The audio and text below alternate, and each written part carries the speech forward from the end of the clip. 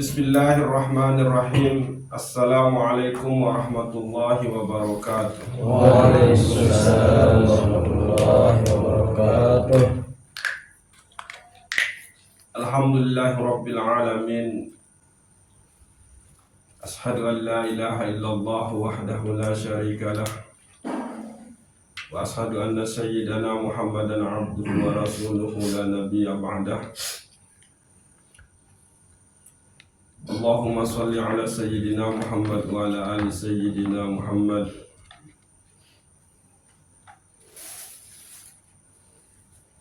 Wa ala alihi wa ahli baitihi wa zurriyatihi wa ashabihi wa qarabatihi ajma'in wa man tabi'ahum bi ihsanin ila yaumil qiyamah, amma ba'du. Jadi nafsu mutmainnah nikah adalah nafsu sampun bersih dengan kotoran-kotoran halus gitu.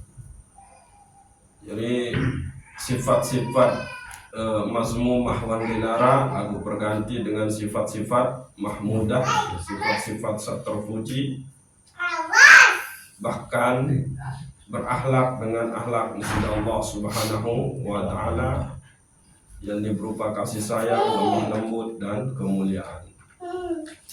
Adapun tahu jadi nafsul mutmainnah nikah tahu adalah oleh sir lapisan kalbu paling rahasia gitu.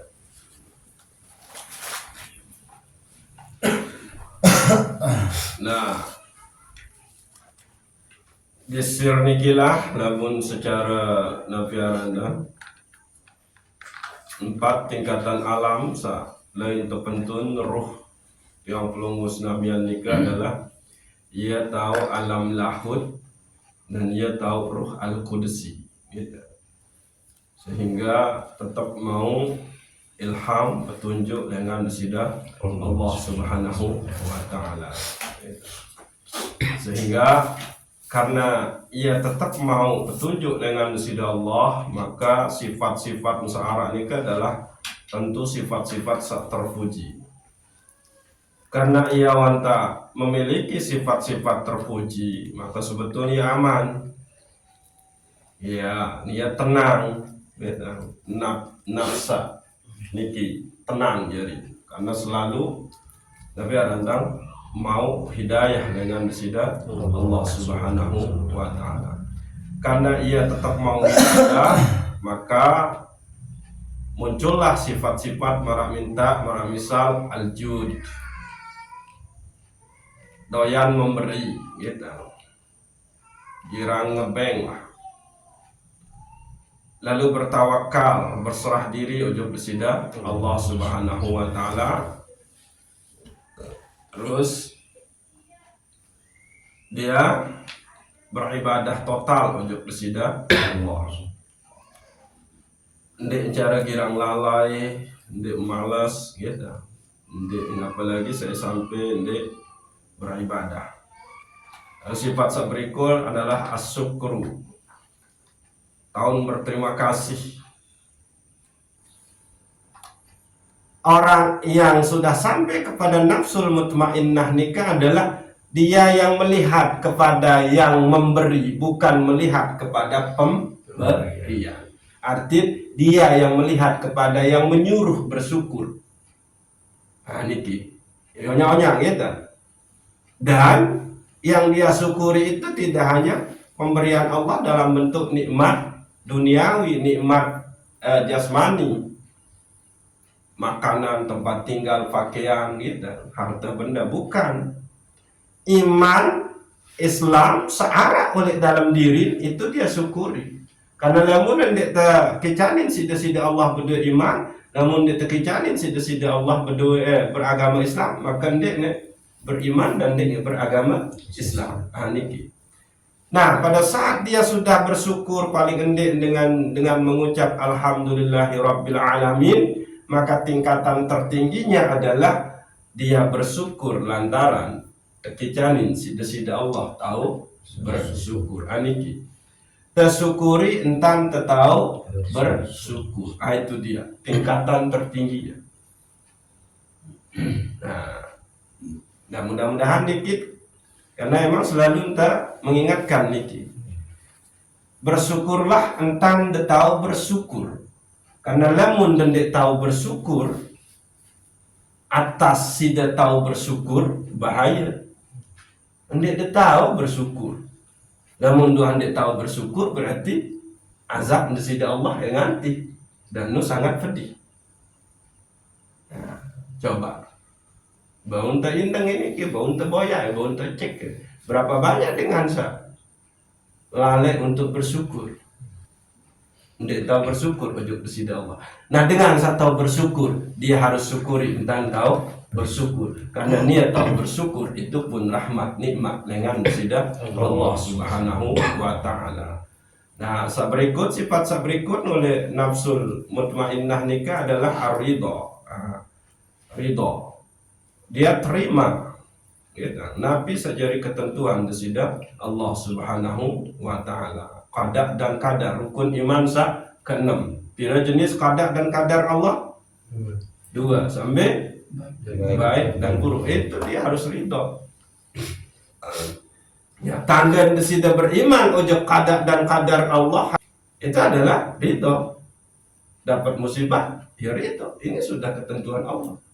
Nah, maka di sini sila berdoa dengan raditu billahi rabba wa bil islami dina wa bi Muhammadin sallallahu alaihi wasallam nabiyyan wa rasulah. Gitu. Jadi oleh hadis qudsi pun Allah nikah sangat keras. Saya sandi tahu bersyukur atas nikmatku. Saya sandi redha dengan ketentuan ujian kok. Maka silahkan keluar dari bumiku kata Allah. Muboyak ke Tuhan selain aku. Andai terpedaya Tuhan selain Allah. Nah ini kan ya makhluk. Iya senonoh. Namun wah makhluk jadi Tuhan dah. Apa terjadi?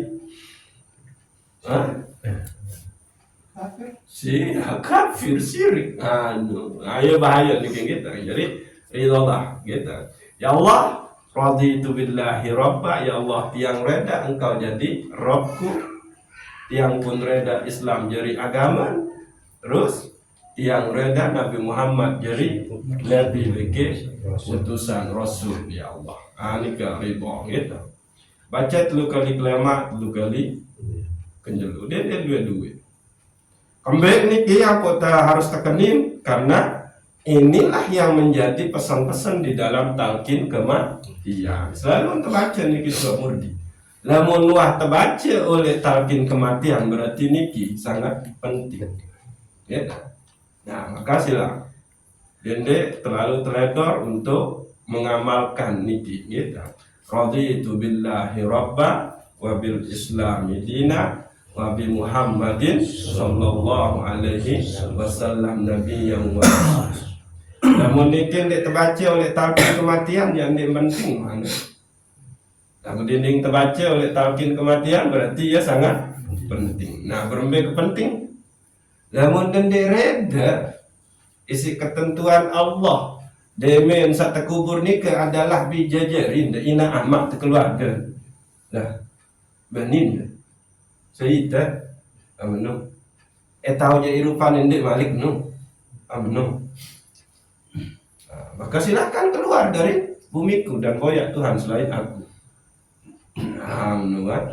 Nah, namun tende reda Islam jadi agama. Semua agama apa saya teradai? Gitu. Coba. Agama apa selain Islam saya teradai? Ada terima? Hah? Sementara saya katakan oleh sida Allah Subhanahu wa taala, "Inna dina 'indallahil Islam." Sesungguhnya agama saya terima, saya teradai sida Allah di sisi sida Allah nikah adalah Islam. Oke.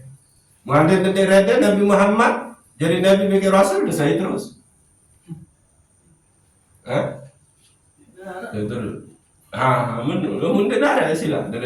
Nah, berbentan terada jalani sunnah Nabi, jalani syariat Nabi, syariat Islam, terus redalah dengan qada dan kadar nasidah Allah Subhanahu wa taala. Menurut kita. Lalu khasyah keenam sifat seorang oleh nafsul mutmainnah nikah adalah al khasyah, takut dan segan gitu, melanggar larangan Allah walaupun sekecil apapun. Aniki sesungguhnya yang takut, yang segan, yang memiliki rasa takut, yang memiliki rasa segan ojo bersida Allah itu adalah al ulama, yakni orang-orang yang berilmu. Tuh watang jelasin tingkatan orang berilmu niki. Pertama adalah dia yang dibebankan untuk melakukan ijtihad, gitu. Berijtihad tentang tafsir, berijtihad tentang hukum fikih, berijtihad tentang menu-menu. Tingkatan ulama berikutnya adalah dia yang mengajarkan, sebatas mengajarkan, tapi yang diajarkan adalah ilmu yang sudah dihasilkan oleh ulama yang berijtihad tadi. Nah ini onyak-onyak gitu. Nah tingkatan ketelun adalah yang disebut dengan ulama itu adalah orang-orang yang mengenal, orang-orang yang mengilmukan. Dia tahu tentang Allah, dia tahu tentang agama desidat Allah Subhanahu wa taala. Maka nikilah peluang tiang pelunggu senamian. Gitu.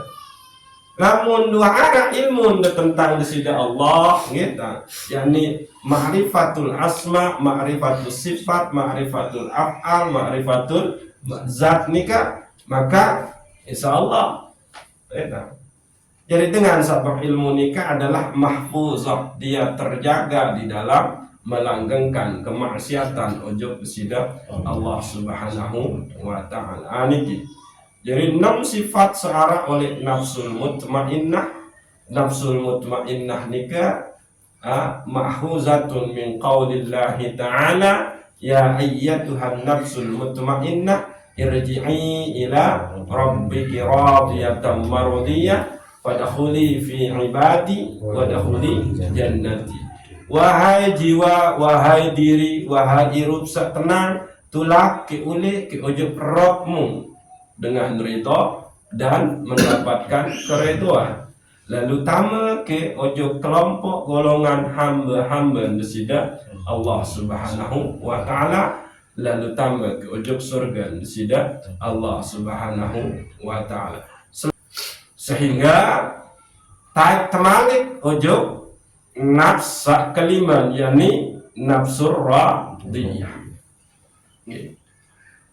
Jadi ciri tiang pelunggu senamian bude nafsul mutmainnah keempat nu adalah sidar ridho, sabar nikah ridho dengan ketentuan desidat Allah Subhanahu wa taala, gitu. Maka berarti itulah dia nafsur radiyah, gitu. Nafsur radiyah nikah. Jadi sila perkuat dia dengan Allah karena inti oleh kalimat tauhid la ilaha illallah itu di Allah. Itu intinya di situ. Benar. La ilaha itu kan menafikan, meniadakan ada Tuhan selain Allah. La ilaha illallah. Setelah sudah petelang bahwa di nara Tuhan selain Allah. Ini isbatnya di situ Allah. Nah, okay. Jadi menurut. Jadi inti kalimat tauhid sekena la ilaha illallah itu ada di Allah. Nah, sifat searah oleh nafsur radiyah niki pertama adalah al-karam. Dia mulia. Dengan ini pasti mulia. Nah, cuma kemuliaannya itu di mana? Di hadapan Allah, bukan di hadapan manusia. Dia nggak peduli dengan manusia. Nah, jadi kalau bahasa Al-Quran nikilah orang yang bertakwa. Inna akramakum indallahi atqakum. Sungguh dengan sak mulia inna. Niki indallah. Inna nika namun oleh dalam ilmu ma'rifah itu satu makom di sisi. Itu di sisi. Sisi nika berarti nanti deket. Makom indah. Nah, yang mulia itu adalah dia yang bertakwa di sisi Allah. Lalu ingat, saya saat bertakwa di antara kita itu hanya Allah yang tahu. Jadi jangan ngaku-ngaku. Si dawah bacu ngaji meni Pak Erik nek wah absen ngaji, muya yang parandi ngantak bertakwa dari nek wah absen ngaji Pak Erik itu. Nah itu bukan itu. Allah yang tahu. Jangan engkau anggap dirimu suci. Karena hanya Allah lah yang tahu siapa di antara kalian itu yang bertakwa. Jadi kita justru khawatir. Isi jamaah-jamaah haji teniki kendek-kendek laun terbersit di dalam diri bahwa aku lalu haji ya tanda engkau jadi dengan bertakwa.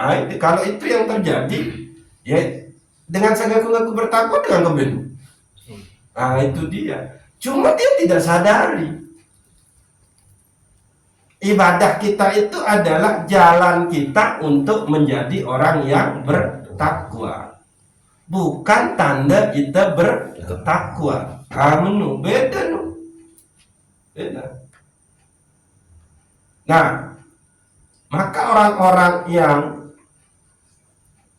sudah sampai ujung nafsu radiyah, maka sifat yang pertama itu adalah al-karam. Dia memuliakan. Dia mulia di hadapan Allah Subhanahu wa ta'ala. Karena dia sudah memiliki sifat mulia, maka sifat yang muncul ke dia adalah takrim. Dia memuliakan orang lain. Itu dia. Kita ulangi. Sifat pertama oleh dengan sawa sampai ujung nafsu radiyah dika al-karam. Dia mulia di hadapan Allah. Maka orang ini pasti akan takrim, memuliakan orang lain. Bukan meremehkan orang lain. Itu dia. Maaf nih, paham nih? Oke. Amin. Cara kita memuliakan orang lain itu belum? Sisanya. Ya. Sisanya. Selain kasih sayang. Cara yang dihormati dengan lain itu belum?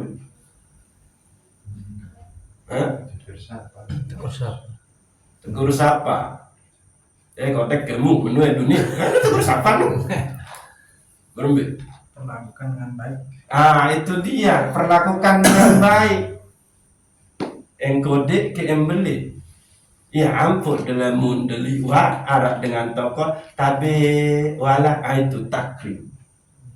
Berarti sih wah oleh nafsu roh dia cuma dia sadari. Tabe wala ini itu. Kan yang terjadi nih. Itu dia berarti dengan dua di nafsu radiyah. Oke, ya tanda dengan dimuliakan oleh Allah, mulia di hadapan Allah, maka orang ini akan memuliakan orang lain. Tidak peduli orang lain itu adalah melanggar syariat, dia akan tetap muliakan. Benar? Kalau bahasanya di dalam Al-Quran itu adalah al-karam itu dengan sak bertakwa. Saya dengan sak bertakwa lo, wah sering terbahas. Dia yang menjalankan perintah Allah, menjauhi larangan Allah, baik dalam keadaan sepi, rame, zahir, batin. Kan gitu. Nah, arti kalau dengan sudah sampai kepada nafsu radiyah, dialah orang-orang yang bertakwa. Nah itu, gitu. Lalu sifat kedua adalah az-zuhdu, zuhud. Zuhud ni kan dia tak maknai berlebihan meninggalkan dunia, tidak. Meninggalkan sesuatu yang menghalangimu kepada Allah Subhanahu wa ta'ala. Pekerjaan dunia yang menghalangimu menuju Allah, yang membuat engkau lalai untuk beribadah, itu zuhud. Dan dia terpahami zuhud nu itu tinggalin dunia, nggak bisa sidakan tinggalkan dunia ini. Nah,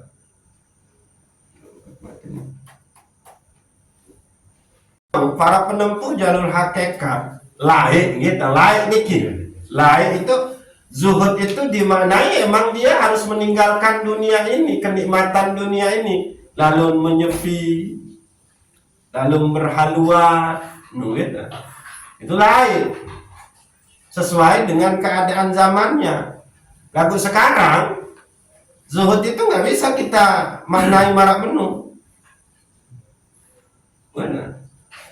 Jadi meninggalkan pekerjaan yang membuat kita lalai ujub besida Allah Subhanahu wa ta'ala. Gitu. Gitu. Jadi kalau kita mau benar-benar fokus beribadah ujub besida Allah, caranya yaitu tadi, jangan terlalu silau dengan kenikmatan perhiasan dunia ini.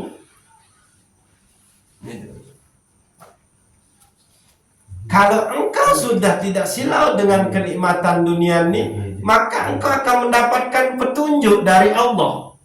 Itu dia. Petunjuk mau telengan besida Allah. Lagu lemun kita masih belepotan isi kenikmatan. Tak manga bekeloran sepiring bagus main niki. Kanduk niki nambah. Itu belum tuh, nggak akan bisa itu mendapatkan hidayah. Kalau engkau belepotan dengan kenikmatan dunia itu, maka engkau sudah pasti tidak bisa melanggengkan yang namanya ibadah ujub besida Allah Subhanahu wa ta'ala. Itu dia. Arti silahkan kaya tapi jangan cinta kekayaan. Zuhud itu namanya. Sehingga orang kaya belum tentu serakah, orang miskin belum tentu zuhud. Karena ada di sia-sia apa? Karena dia renggakan sejelunu. Itu kan. Tapi kalau orang kaya yang tidak cinta dunia, dia zuhud dengan dunia itu, dia bisa beribadah dengan kekayaannya. Akhirnya sekelapahan terpaksa puasa baru nu karena lapah ada nyelak sia-sia lapah tu datanglah si kaya ni tebing dah ni barang ada ngaran si berbuka. Itu. Itu zuhud namanya. Lihat. Jadi dendek nyesel jadi dengan sugih tu suka.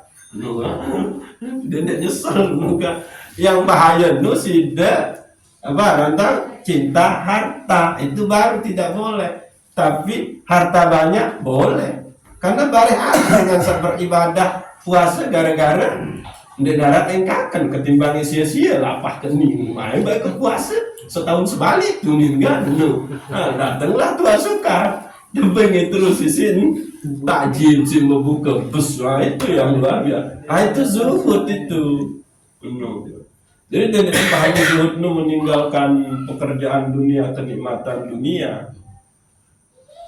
Sering kang contohin hadis Nabi bahwa para sopok jelo, para sahabat nikah rasa wah aku ndek tinduk bermalam-malam ndek tinduk, wah aku ndek mangan berjelo-jelo, wah aku ndek berhubungan bikin seninam.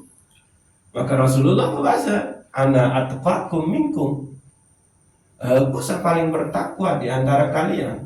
Aku masih ketindu, aku masih. Lamun awak dalam keadaan cinta ujub Allah, maka ikuti cara cinta Nabi Muhammad sallallahu alaihi wasallam. Karena kembali